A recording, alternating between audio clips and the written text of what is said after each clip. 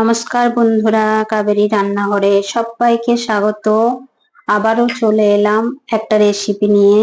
আমি আজ বানাবো সজনে শাক ভাজা। সজনে শাকটা প্রথমে ছাড়িয়ে নিয়েছি ডালের থেকে, এরপর কেটে ধুয়ে পরিষ্কার করে নিয়ে আসবো।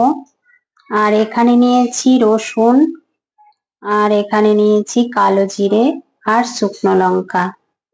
সজনে শাকটা কেটে ধুয়ে পরিষ্কার করে নিয়ে চলে এসেছি। রসুনটাও থেতো করে নিয়েছি। গ্যাসে একটা কড়াই বসিয়ে দিয়েছি। কড়াইটা গরম হয়ে গেছে, দিয়ে দেব সর্ষের তেল।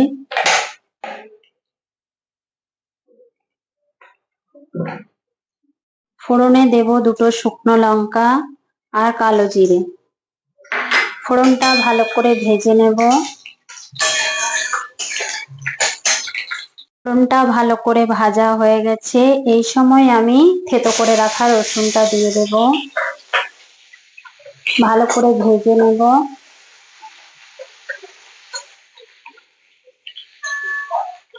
খুবই ইজি রেসিপি।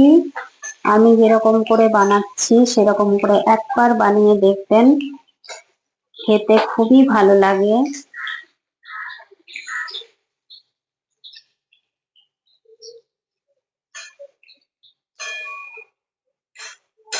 রসুনটা আমার ভালোভাবে ভাজা হয়ে গেছে।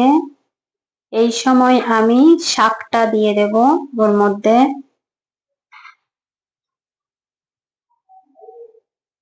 কেটে ধুয়ে রেখেছিলাম শাকটা দিয়ে দিচ্ছি ওর মধ্যে।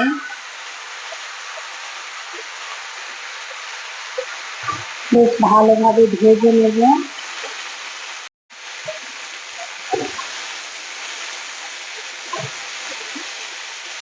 শাকটা অনেকটাই কমে এসছে। এই সময় আমি দুটো কাঁচা লঙ্কা ফাটিয়ে দিয়ে দেব। আপনারা আপনাদের পছন্দ মতো ঝাল ব্যবহার করবেন এখানে।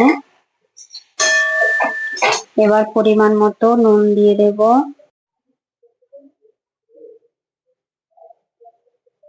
নুন দিয়ে দিলাম, ভালোভাবে মিশিয়ে নেব।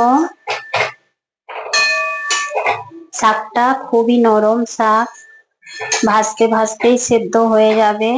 এই সময় একটু আমি ঢাকা দিয়ে দেব। আপনারা চাইলে এর মধ্যে হলুদও দিতে পারেন, আমি শাকের মধ্যে হলুদ দেব না। এখন এবার ঢাকা দিয়ে সেদ্ধ করে নেব।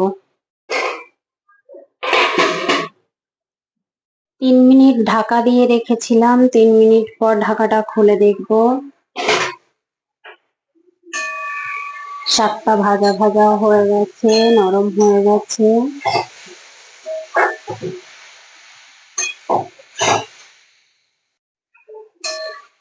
একটু নাড়িয়ে নামিয়ে নেব। শাকটা নরম হয়ে গেছে। এবার গ্যাসটা বন্ধ করে নামিয়ে নেব। সজনে শাক ভাজা আমার রেডি হয়ে গেছে, আমি নামিয়ে নিয়েছি। প্লিজ আমার ভিডিওগুলো যদি আপনাদের ভালো লেগে থাকে তাহলে লাইক, শেয়ার, সাবস্ক্রাইব, কমেন্ট করবেন। এতক্ষণ ধরে ধৈর্য ধরে ভিডিওটি দেখার জন্য অসংখ্য অসংখ্য ধন্যবাদ।